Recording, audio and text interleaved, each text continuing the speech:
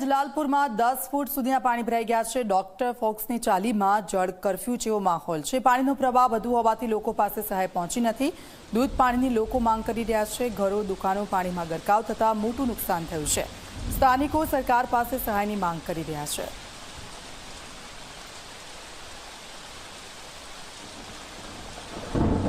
મેઘરાજાએ નવસારી જિલ્લાને ખમરોડી નાખ્યો છે।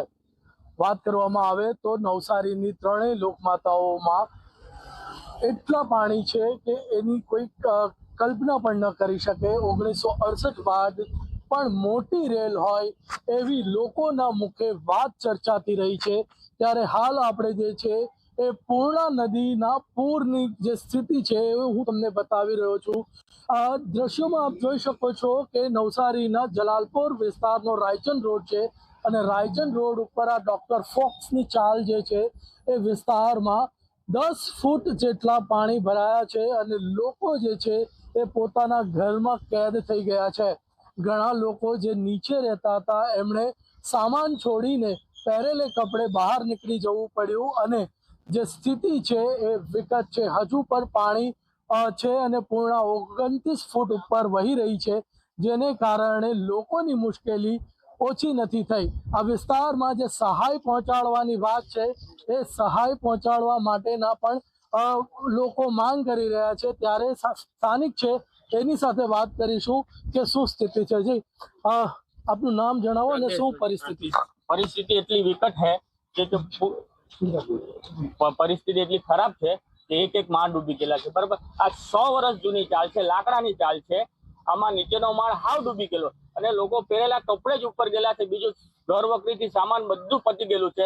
હું સરકારને અને નગરપાલિકાને એટલી વિનંતી કરું, કદાચ પાણી ઉતરી જાય પછી જે તમે સહાય આપો ને એ 2000 5000 સહાય નહીં ચાલે। આમાં તમે આને એવી સહાય આપો કે પાછા ઊભા થાય। બરાબર, આને સહાય જોવા જાય ને તો 40-50 હજારનું તો એક ઘરમાં માલ પલ્લી ગયેલો છે। એટલે સરકારને અને નગરપાલિકાને એટલી વિનંતી છે કે જેમ પાણી ઉતરે એટલે સાફ સફાઈ, પહેલા સાફ સફાઈ ને દવા અને નુકસાનની સર્વે કરીને અને બધું જ સાફ થઈ ગયેલું એ પ્રમાણે તમારે એને 40-50 હજાર રૂપિયાનો સહાય એક ઘરને નીચેવાળાને આપવું પડે એવી હું સરકાર અને નગરપાલિકાને વિનંતી કરું છું। બીજું કાંઈ, અને જો પ્રોબ્લેમ હોય તો એક બોટ મૂકીને ખાલી તમે સર્વે કરો। કોઈને પાણી કે દવા કે કોઈને ખાવાનું મળતું હોય તો તમે ટ્રાય મારીને આપવા વિનંતી કરું છું। જી, આ સામે જે છે એમની સાથે પૂછવાનો પ્રયત્ન કરીશું। જી, આપનું નામ અને શું પરિસ્થિતિ હતી રાત્રે?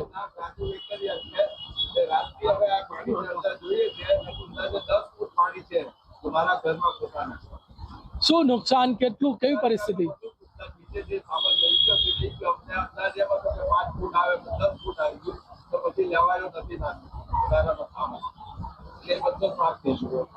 અત્યાર સુધી આટલું પાણી જોયું હતું?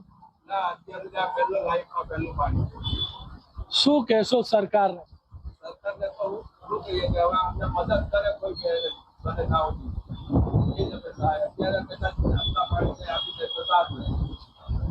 આ જે વિસ્તાર છે એમાં બાળકોને સાથે પણ પરિવારો રહેતા હશે, તો શું લાગે છે કે પરિસ્થિતિ કેવી? દૂધ આ તે પાવર છે કે નથી?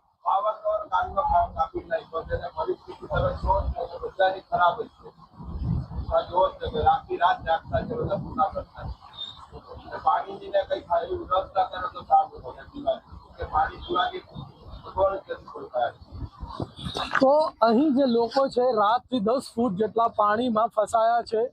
ઉપર જે પરિસ્થિતિ છે એ વરસાદ તો ધીમો પડ્યો છે પરંતુ પૂર્ણાનું પાણી હજુ ઓછું નથી થયું। તેના કારણે શહેરની જે સ્થિતિ છે 30%થી વધારે જે વિસ્તાર છે પાણીમાં છે અને લોકો સરકાર પાસે સહાયની આશા સેવી રહ્યા છે। Dhaval Parekh, Zee media, Navsari. Smart city Ahmedabad